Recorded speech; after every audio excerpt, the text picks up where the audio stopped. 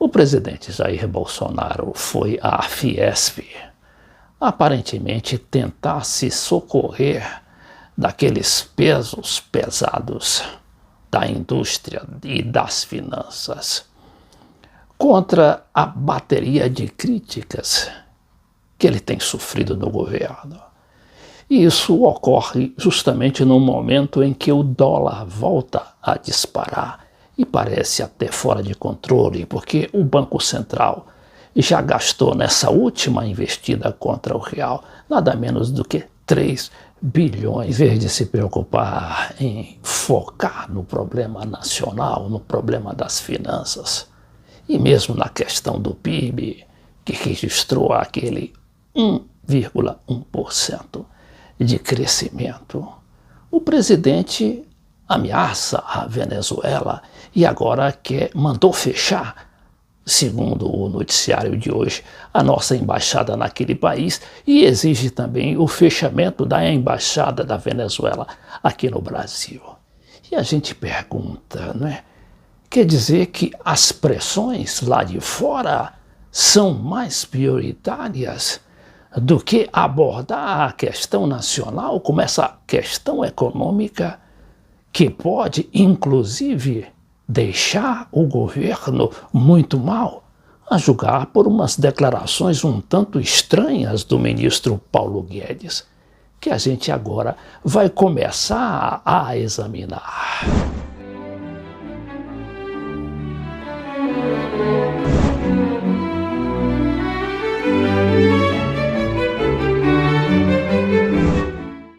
Antes de examinarmos a questão da Venezuela, vamos ver primeiro o que disse o ministro Paulo Guedes diante desta nova investida do dólar sobre a nossa moeda, o real.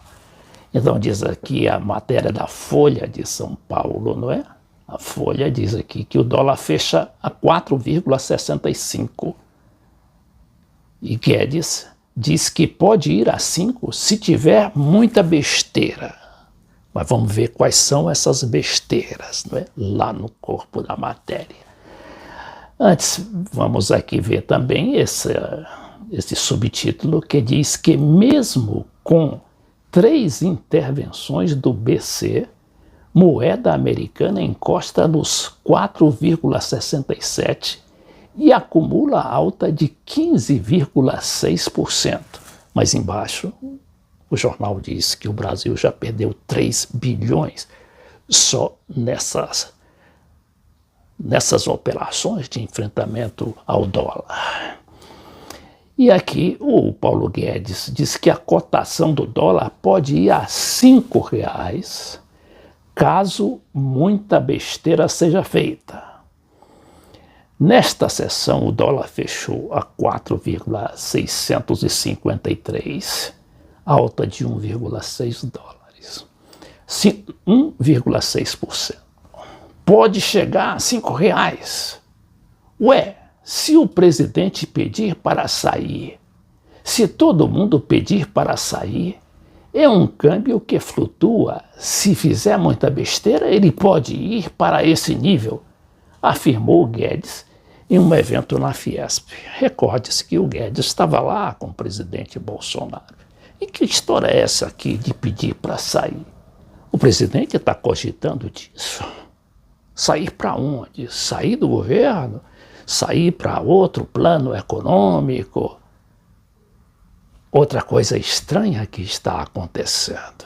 Você leu e toda a gravidade da situação econômica, da situação também de segurança, com essa questão aí das polícias, que continua, apesar daquele entendimento havido no Ceará.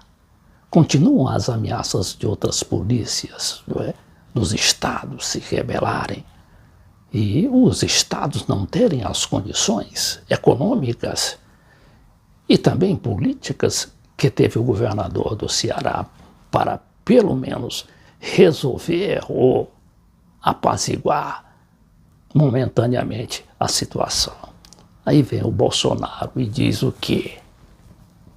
Governo Bolsonaro avisa que representantes de Maduro devem deixar o Brasil.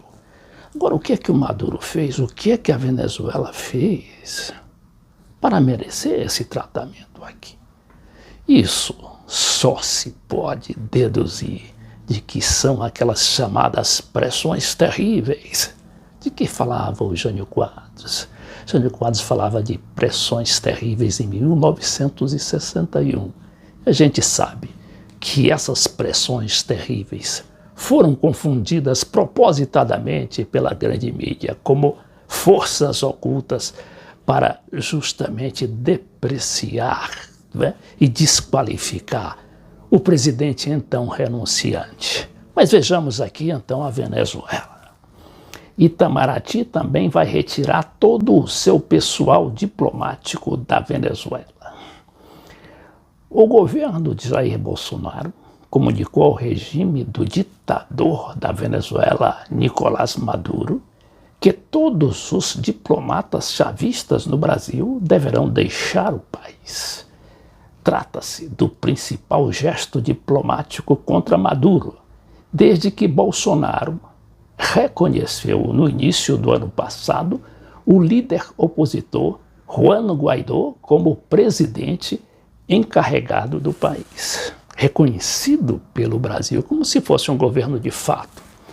Vejamos aqui mais o aviso dado pela chancelaria brasileira a Caracas é que os diplomatas chavistas serão expulsos caso não saiam do país dentro de um prazo, não se sabe de quanto tempo.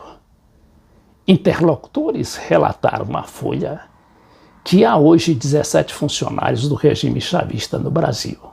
Além da embaixada em Brasília, a Venezuela mantém consulados em Manaus, Boa Vista, Belém, Recife, Rio de Janeiro e São Paulo.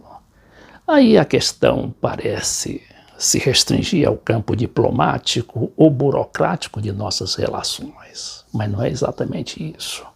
Os nossos empresários têm grandes negócios com a Venezuela, apesar de toda essa hostilidade do governo central brasileiro ao governo Maduro. E esses negócios rendem divisas, inclusive para o Brasil enfrentar essa nova investida do dólar contra a moeda, a nossa moeda, o real. Mas não. Todos têm que se apequenar diante dessas pressões terríveis que vêm lá de fora. E a gente sabe muito bem identificar que pressões são essas.